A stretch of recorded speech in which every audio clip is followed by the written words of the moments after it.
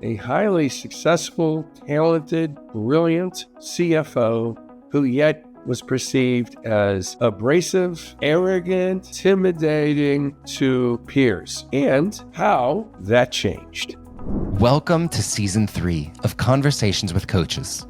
This is a stakeholder-centered coaching production where we believe everyone deserves a stakeholder-centered leader. I'm Brandon Murgard, your host for the season. This season, we go deep into our case study library to discuss the real-life challenges of leaders with the coaches who help them succeed.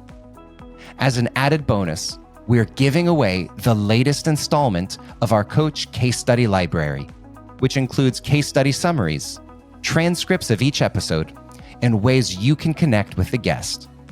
Get your copy today at mgscc.net/case-studies.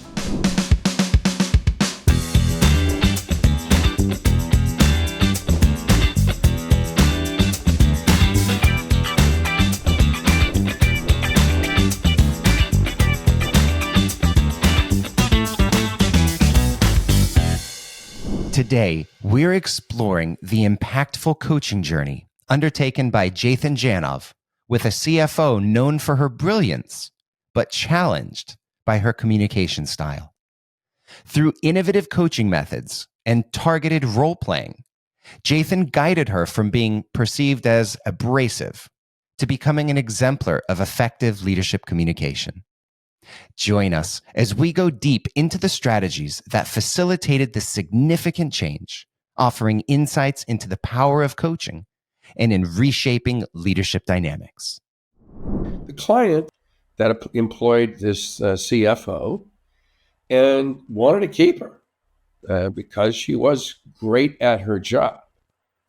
But on the other hand, it continued to hear complaints about the abrasive behavior.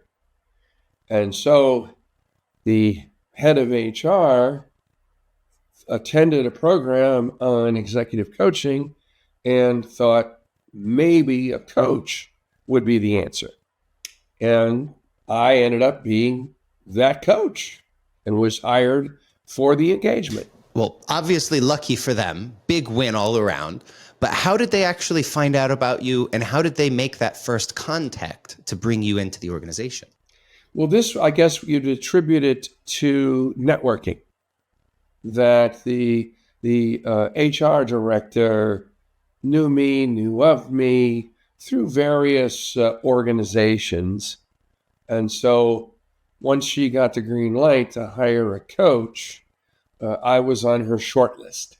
Had you had contact with them before? Or was this just a mutual connection through your network? I had never worked with this company. I'd never heard of it. So was this an email landing in your inbox one day? Did they just give you a call? Jathan, we got to have you. I think it was an email saying, hey, I'd like to talk to you about a possible coaching engagement, to which I hit the reply very quickly. Yes, happy to talk to you.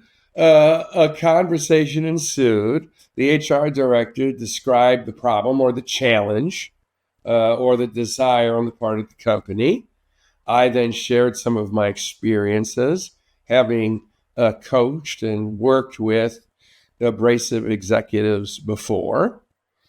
And she then got with her leaders and they thought it would be a good fit. And how about, I know you introduced stakeholder-centered coaching to them and you may have been the very first. What did that conversation look like? Well, I explained to her very briefly the stakeholder-centered coaching process and what I think are the key elements that distinguish it from other coaching methodologies. And I told her this would be the methodology that I'm going to use. And it seemed to resonate with her. Were there apprehensions at the outset, or did they just say, oh yeah, that works, that seems reasonable? Well, not with the client officially, not with the HR director or the head of the organization. But yes, with regard to, let's just call her the coachee, the CFO, there absolutely were some apprehensions at the outset. No question about it. Mm-hmm. Tell me about that. Well, I think first there was some defensiveness. Why me? And there still is a perception that executive coaching is a form of disciplinary action, that it's really not done to better people and better the world. It's to basically, give a corrective action to a problematic employee. And in these circumstances, often the person starts with understandable defensiveness. I'm being punished. Or denial. Why do I need a coach? Look at me. I'm a very successful CFO. If it ain't broke, don't fix it.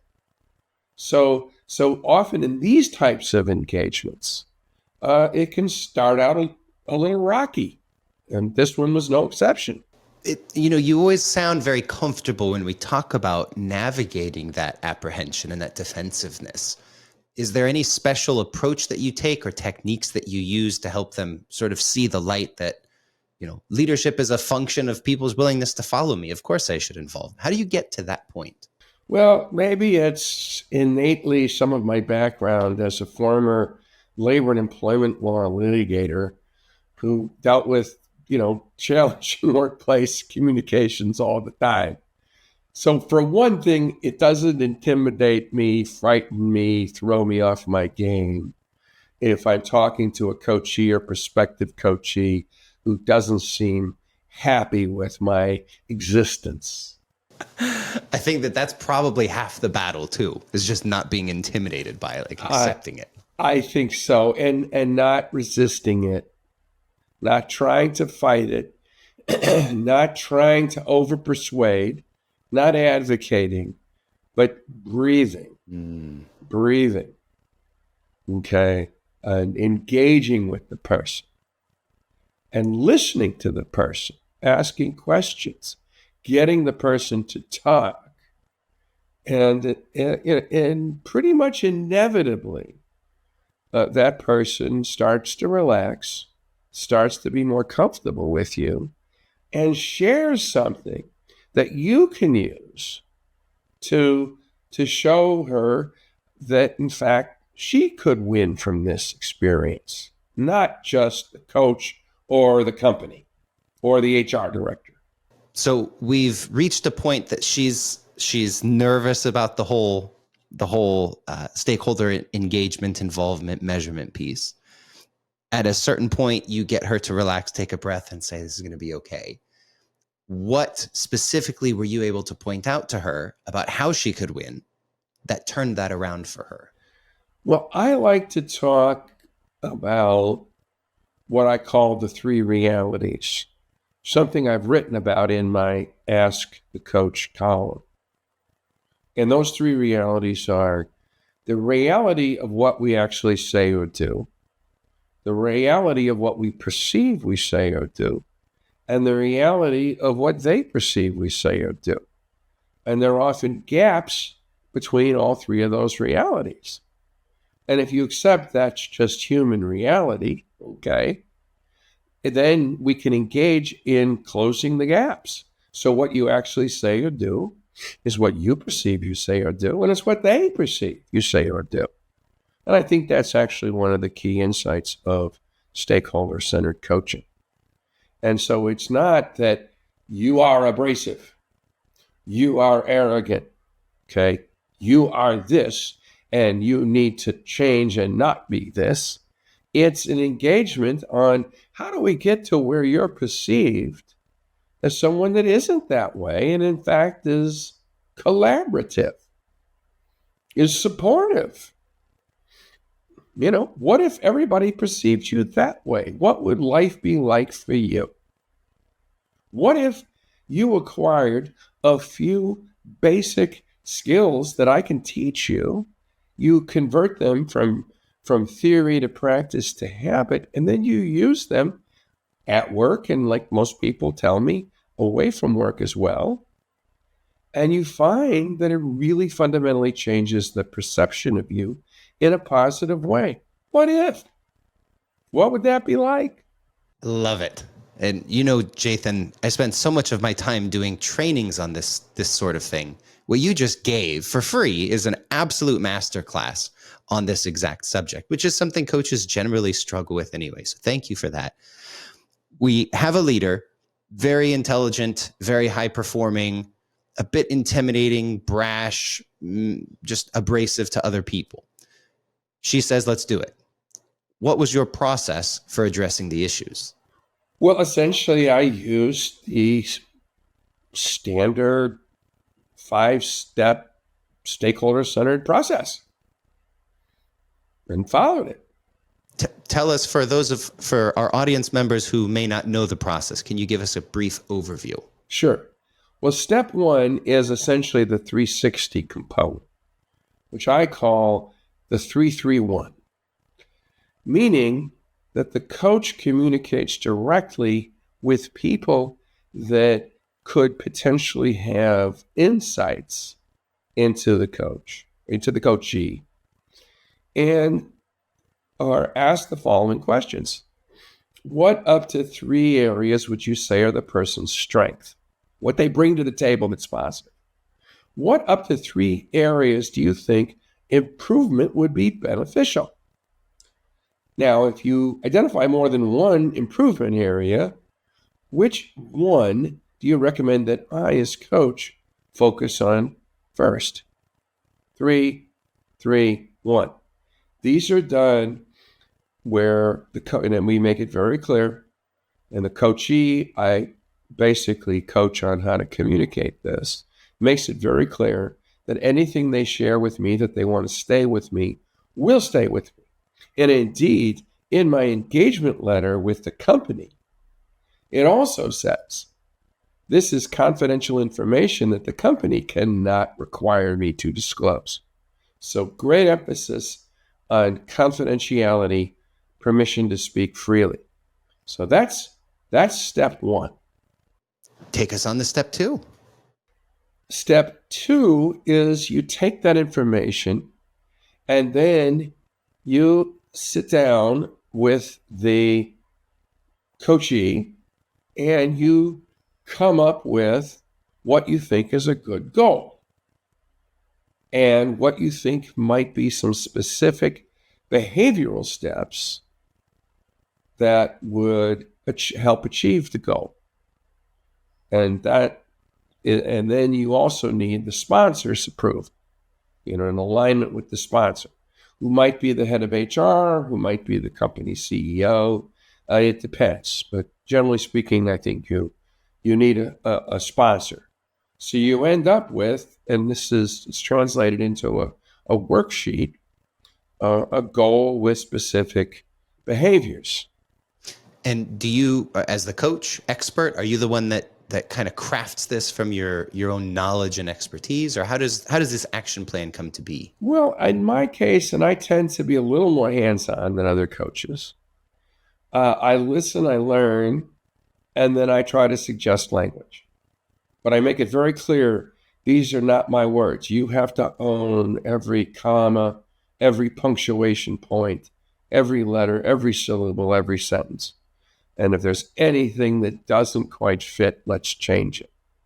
But I'll often take a kind of lead in putting together what I think, based on what I've learned, would be a good goal and what would be good initial action steps. And then what happens? Well, then the next step is enrolling stakeholders. And that means a subgroup of the 331 people. I mean, I've had as many as 40 331 people. Oof. Okay? This was a CEO who'd also won statewide election, knew everybody. And I said, the more the merrier, because I can go through those 331s real quick. But of the 331s, generally speaking, I like 4 to 6 stakeholders. And what distinguishes them is, in addition to the 331 input they provided, they're now going to have an ongoing role in the process. The coachee is going to enroll them and basically say, here's my goal. I'm working with a coach. Here's my goal. Here's my action plan. I need your help. And that help comes in the following forms. Give me real-time input. If you see something that is a problem, let me know. If you see something that is working, let me know. Plus, every 30 days, I'm going to check in with you and ask you the following questions. How have I done in the past 30 days toward achieving my goal? And what suggestions do you have for me going forward?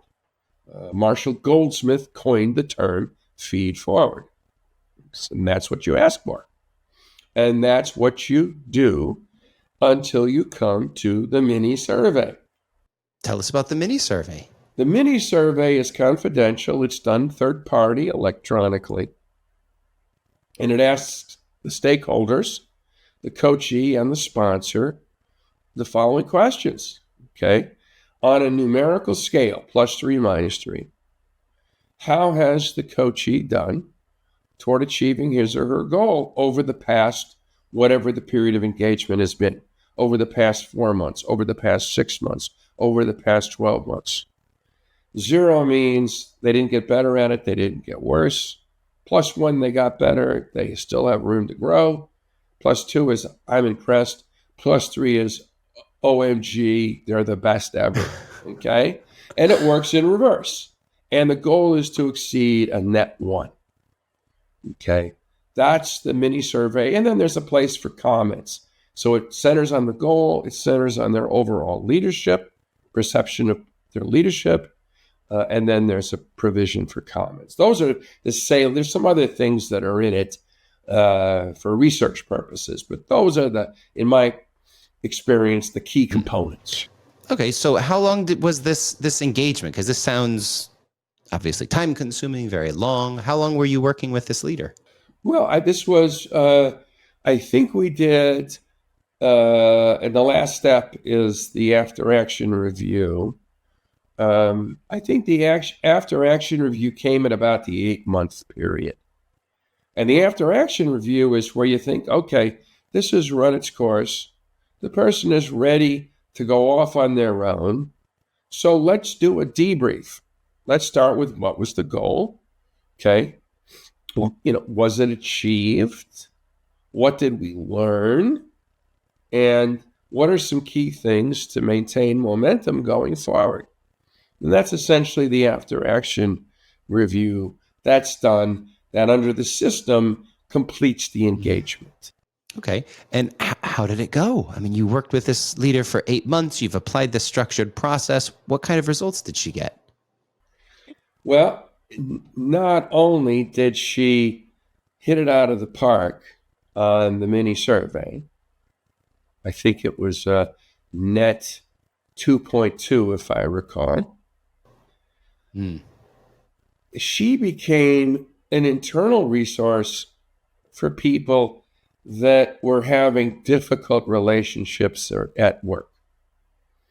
She became a kind of internal coach of sorts. So that was the level now of trust in her, and she could then use some of the things she learned. The other thing that I loved about it was how she was taking these concepts and applying them at home, at her church, in various other ways. And she shared some wonderful examples, including how she changed her interactions with her sister, where things tended to quickly get frosty between them, and how she used the listening technique that I taught her and she applied, and how it really kind of hit the reset in her relationship with her sister. And we're talking people in their 60s. Amazing. I mean, it's the personal impact alone is so profound. It becomes a no-brainer to do it. But what a gift you give the organization, who has a very senior leader, who has some pretty terminal issues. And not only did you help her fix those issues, but now she's the one helping others. So this is a gift that just keeps on paying. Is there any particular skills or techniques you would attribute such over and above success to? But one of the things I do a lot of, maybe more than any other coach, I don't know, I rely on role plays. I do repeated role plays with my coachees. Also, if I'm doing group coaching, the group is going to engage in a whole bunch of role plays. I'm a fervent believer that to move from theory or concept to practice, ultimately to habit, and that's where the victory occurs, when these new things become habit.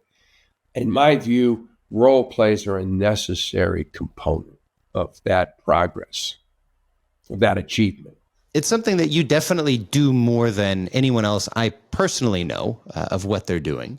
But it has such continuous, predictable, and measurable impact that I think it's worth taking some time talking about. So, myself, our audience, tell us a little bit about the role plays you do, maybe the processes. What can you share with us about these role plays?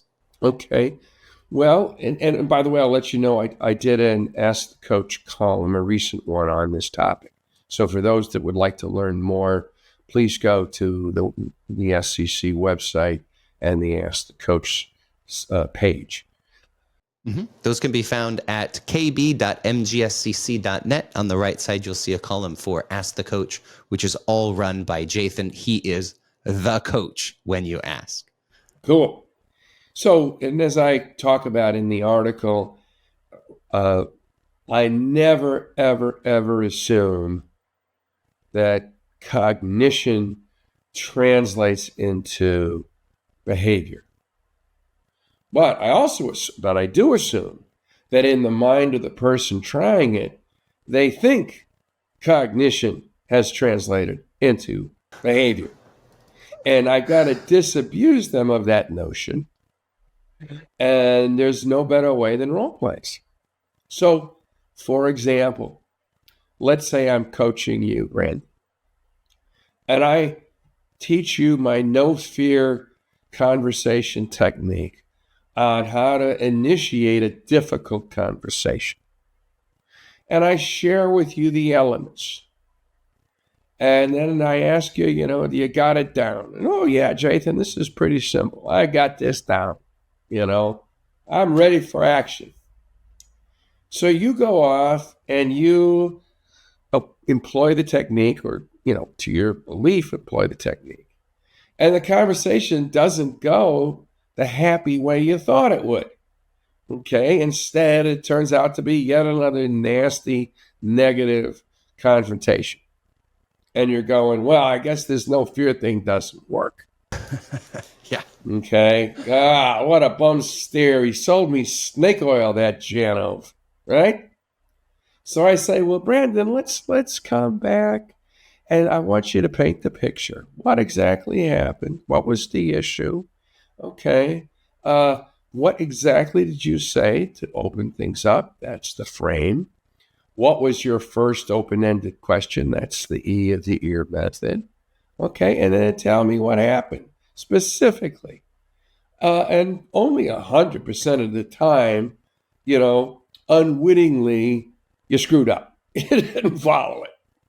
Okay, something went sideways and you weren't aware. All you were aware of was you got a negative reaction. And then you quickly defaulted to your fight, flight, freeze way of dealing with these kinds of things. And so that's why you weren't happy it didn't quite work. So we spend time, including beforehand, to minimize the likelihood of it, but sometimes we also do that post-mortem, so that you have the aha moment where you go, oh, yeah. Oh, I see what I did. Oh, I got it now. So then I say, all right, now we're going to role play. Brandon, you're going to play you, and I'm going to play that other person that you're about to have this difficult conversation with. And then if you're struggling, we may flip the role play. And I say, Brandon, I'm going to play you, and you play that person as you think they might play. Where you think it might go sideways, it might be difficult. They might throw you a curveball that you don't know what to do with. Go ahead, play it however you want. Now, I'm going to play you.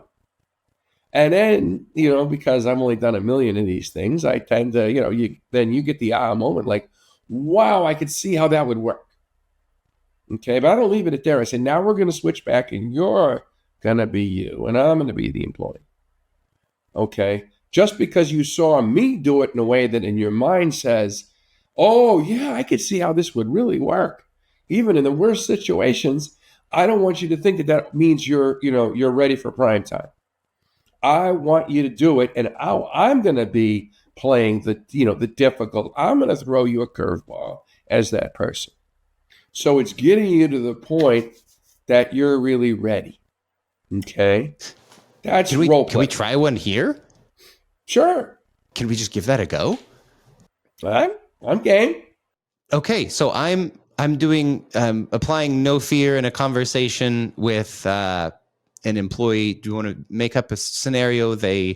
Yeah, sure. I'll give you an easy scenario. Yeah. So that you may just nail and I'll just applaud. Okay. And for those of you who are interested, I've written about the no fear technique in the Ask the Coach column. So if you're curious about it. So I'm not going to elaborate it now, but you can read it and you'll get all the elements. All right. So I'm assuming Brandon already has the basic elements because he edits my columns, among other reasons. So we'll find out. All right. We're just going to take something real easy, real simple. Okay. You manage an employee whose shift begins at 8 a.m. This is a fairly new employee. Okay. Wednesday, he walks in the door at 8:10. Right? Now apply the no fear technique. Okay, so I'm going to frame. I'll be that employee. I'm Jathan, and I'm your employee. I'm the new guy, and I've just walked through the door. It's 8:10. My shift begins at 8. And you're now going to apply the no fear. Yeah. Frame, explore, FEA, acknowledge, and respond. So, Jathan, I wanted to have a conversation with you because I observed that on Wednesday, you arrived at 8:10 and your shift should start at 8. I don't want to make any assumptions, so I figured I'd ask, what happened? Okay. Good, but too wordy. The frame needs to be as tight as possible because this is a listening-based and learning-based approach on your part. So we're role-playing. I'm going to say you check the boxes, Brandon. Now I want you to say it with maybe a half or third of the number of words you use. Jathan, I noted that you arrived on Wednesday at 8:10 a.m. and your shift starts at 8. What happened? Did we nail it? You nailed it. Okay, good. And you're going to start coming on time for the rest of, for all of perpetuity, correct? No, now you blew it. Oh, you would never, ever ask a question like that. No, you blew the rest of the year. Okay. So I say, oh gosh, sorry. I didn't know that 8 o'clock, I knew it was like a target, but I didn't know it was like an absolute. Okay. Explore, acknowledge, respond. You're now going to ask me an open-ended question, a curiosity-based question. Jathan, all I can come up with right now is who gave you your onboarding materials? Why? You're on the right track, but that's not the question. Because I'm not looking for the answer, right? I'm not trying to solve. I'm just exploring. Keep it simple. Okay. More open-ended. So I just gave you an explanation. I got it. That my understanding was 8 is like an aspirational thing, not an absolute requirement thing. What led you to think that way? Bingo. Okay. You're good, my friend. Mm-hmm. Good. Well, I don't know. I just talked to some people and blah, blah, blah, blah, blah, blah, blah, blah, blah. Okay. Now you go to the A. What's your A? I acknowledge that. I appreciate that you've taken the time to speak with people. Nope. Don't ever say I appreciate the time. That's another one commonly they do when I say stop. Don't appreciate. Okay. Stay in the system. You want to now, the acknowledge is you're seeking my acknowledgement that you understand me. Got it. Okay. So you're now going to reframe what I just said, tighter, shorter, and say, Jathan, okay, let me make sure I understand. Is this why you thought this was aspirational but not a requirement, and thus came in at 8:10? Okay, so you've spoken with people, and as I understand, that's why you felt it acceptable to come in at 8:10. Is that correct? Yes. Now you're ready for your response. And what's your response? I would probably say, do we have an understanding that 8 o'clock is the starting time? No. This is respond means you now can use a sentence that ends in a period versus a question mark. This is the time to end with a period. I understand moving forward, I'd like you to be present at 8 a.m. Well, premature. I just remember what you've just heard as my blah, blah, blah about why 8 isn't a requirement. It's an aspiration. You've then confirmed with me my understanding. Mm-hmm. Now, what you want to make clear is to explain that is a mistaken understanding. Not that it's his fault, but you want to clarify what the expectation is going forward. Then you can ask your question. Okay. So start with you want me to understand now, it's your turn, respond, that what I've been thinking ain't the case. So how would you do that? Can I jump straight to the negation that around here we start at 8 o'clock?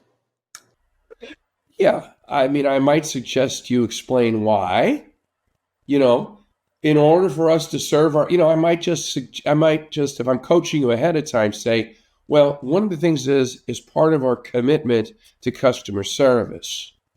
We need all of our customer service representatives here and ready to go, handling client calls, client emails at 8 a.m. So it's really not an aspirational thing, Jathan. It's really a requirement.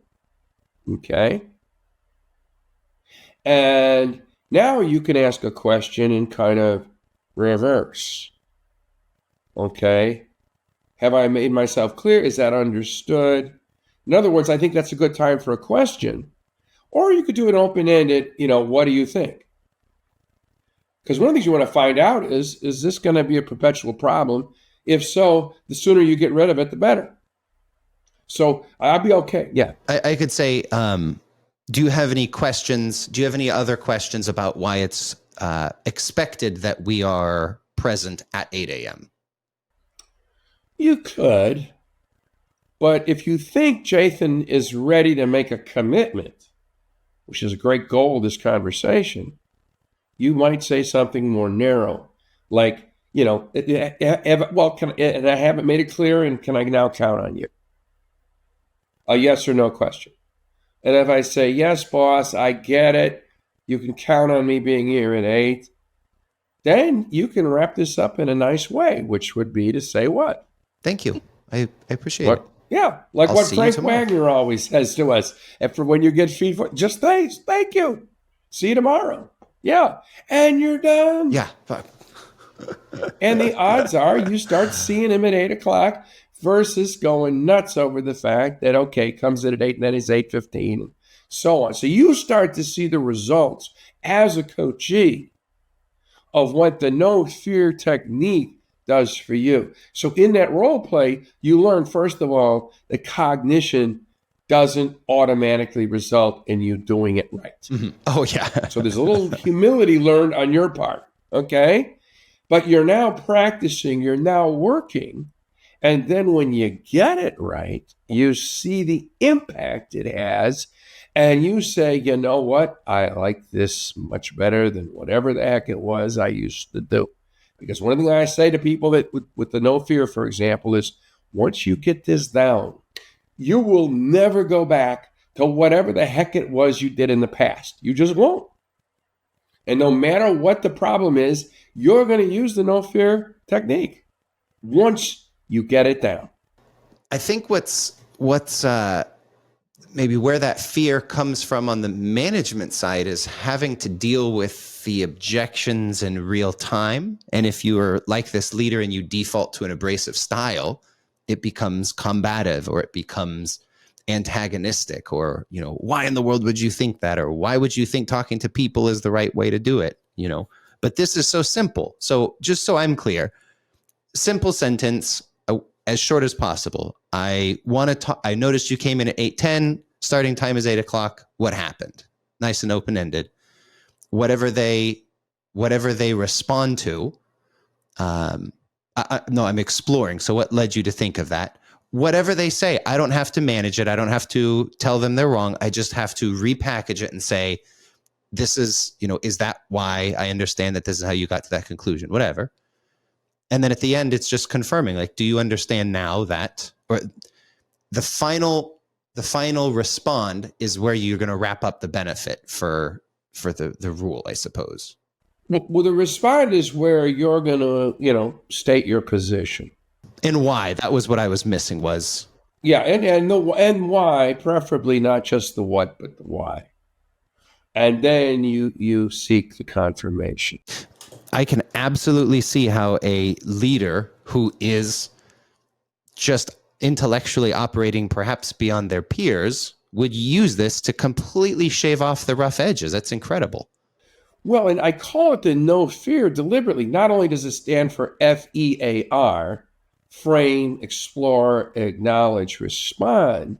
I say if you get this technique down, you will never again in your life fear one of those conversations that used to cause you great anxiety. Because you know that whatever happens, you're going to be comfortable. It's going to work, whatever it is. No matter which way it goes, if you stay in the no fear frame, okay, and you get it down, okay, those conversations that typically need to happen sooner and typically don't because of what you say, Brandon, that fear of how it's going to go. So they're ignored or left alone or dealt with passive aggressively or fester. And then when you finally have to deal with them, sure enough, it's Armageddon. Okay. I mean, that's how I made a living, frankly, as a labor and employment law litigator. Of course. It was avoidance of conversations that needed to happen. The no fear technique also means you'll never feel that, oh, maybe I'll deal with it tomorrow. Because you'll just be comfortable and confident going in. I can tell you that if I'm listening to this episode now, the first thing I'm thinking is, oh, Jathan's an expert. I wonder how he'd handle some more friction between the A and the R, maybe even as early as the E. So can we switch roles, and I'm going to be the tardy employee and you be the boss? Fine. Okay, I'm going to make it a little rough, but I've got confidence in you, Jathan. Okay. Well, like I say, I've done this a time or two. All right. So you're the new employee, and I'm the manager, the supervisor, right? Hey, Brandon, I just noticed you just came in the door at 8:10, and your shift begins at 8. What happened? I didn't set my alarm, and my kid was sick, and I stepped on gum on the way in, and frankly, I just didn't think it was that important to be here, right on time. I'm gonna get my work done anyway. Well, let me explore that a little bit. You say you don't think it's that important. What's your basis for saying that? Oh, dang. Well, I'm going to get my work done. Whether my work is done on Wednesday at 8 a.m. or it's done Friday at 6 p.m. doesn't make a difference to the team who I'm handing this off to, nor to the customer who's the end user, So, what does it really matter? You told me that this is we're a very loose, as long as we're all performing at our best type of culture. Well, what's your understanding as to why we've explained that we want you here at 8? What was really scary for me just now, Jathan, was I saw you take a breath. What's your understanding? I thought, oh, I'm in trouble now. It was positioned as this is what time people start heading into the office. So I assumed moseying in around 8:10 wouldn't be a problem. It seems like you're pretty flustered about this, though. Yeah, well, let me, before explaining my position, I want to make sure I understand. So you had some things that got in the way of getting here at 8, but felt it wasn't that important based on an understanding you had formed, okay, in your 3 days of employment at our company, okay, right or wrong. That was your understanding, correct? Okay, well, this is on me because I need to be clear as your supervisor on what the expectations are. So allow me to clarify. Blah, blah, blah, blah, blah, blah, blah, blah, blah, blah. And then I re-engage in the ear. So Amazing. What are your thoughts, Brandon, on what I just said? Oh, man, I have chosen a boss, not a job. Jathan, that was unbelievable. Another masterclass. As I'm in my role, I don't feel apprehension. I feel heard. I don't feel aggression. The way that you've stopped and taken a breath is so simple, but so powerful. But at no point did I feel like I was told I was wrong. I felt like you shouldered the burden of that. And I felt, I felt redirected, sort of like a planet in orbit, right? You're not told exactly where to go, but you've got a pretty strong sense and you can course correct to get back on track. I felt good. And it felt like I was given a better target to hit the goal next time. Yeah. I mean, my goal is not to discipline. In fact, I hate, and HR audiences hear all the time about how I hate the existing ways people handle workplace discipline. I'd throw it all out completely, but that's maybe a topic for another conversation. But here, my goal isn't to punish you or to frighten you or to scare you. My goal is to see if you're capable of making a commitment to take ownership of being here on time. And I want to do whatever I can that maximizes the likelihood that in your mind, internally, you say, okay, I want this job, I want to stay here, and I'm going to make a commitment to be here at 8. That's success. It's not that I told you and instructed you. It's not anything that I told you. It's that the outcome of this conversation was your commitment and your ownership of responsibility. And that's the way that I get to it if it's capable of happening. And then if not, I learn that you're not the right fit. Okay. Could you share what you do to follow up after this? Because I'm such a fan of your same-day summary concept. But how do you create a paper trail of this conversation so that there's no need for discipline moving forward? Well, if in this particular case, I don't know that I would do a same-day summary. Oh, and by the way, folks, again, go to Ask the Coach. I've got a column on the same-day summary. So I'm not going to elaborate the elements. So I would probably, if your response ended up being constructive, hey, I own this. And it's a pretty clear, we know whether or not it's 8 o'clock. We know when you come in. I might not do a same-day summary. Okay, but if I were to do a same-day summary, I would conclude the conversation with you with a statement that, hey, just to keep us on the same page, I'm going to send you a short summary of what I think the key takeaways are on the conversation we just had. Okay? Done. Okay. Done. You'd say okay. I don't know any. I've never had somebody not say okay. Okay. So then I let's say it's an email to Brandon from Jathan, today's date. Ray, summary of today's conversation. Not, you were late. Summary of today's conversation. Brandon, here's my summary key takeaways. Please let me know if I missed or misstated anything. Bullet point, we discussed the fact that you came in today at 8 when your shift is scheduled, or you came in today at 8:10 when your shift is scheduled for 8. You made a commitment. You explained that you hadn't understood it as a fixed requirement, but more as an aspirational thing, but then acknowledged that really it is important to be that all customer service people be here by 8, ready to serve customers, and made a commitment to being here at that time. Okay. I appreciate your response. Thank you. Best, Jathan. That would be a same-day summary. And so these are some of the skills that you trained this leader on, and she's not only putting them into practice, she's now teaching people internally how to do this effectively. Yeah, I mean, I don't know if we ever got to the level of she's teaching others the same-day summary. That has happened in other cases. In this particular case, I don't know. I do know in other coaching engagements, yes, the same-day summary, the CEO has taught the same-day summary to his or her reports with the understanding that they're now going to do this with their reports. And that's where some of the group training and group coaching has come in. Because I'll give them a scenario, we'll do a role play, and everybody in the room will do what they think the same-day summary is if they were the boss in the scenario. This is fantastic, Jathan. I'm thinking about our listeners going through this, hearing that role plays really can be the difference maker. This is a great case to demonstrate that.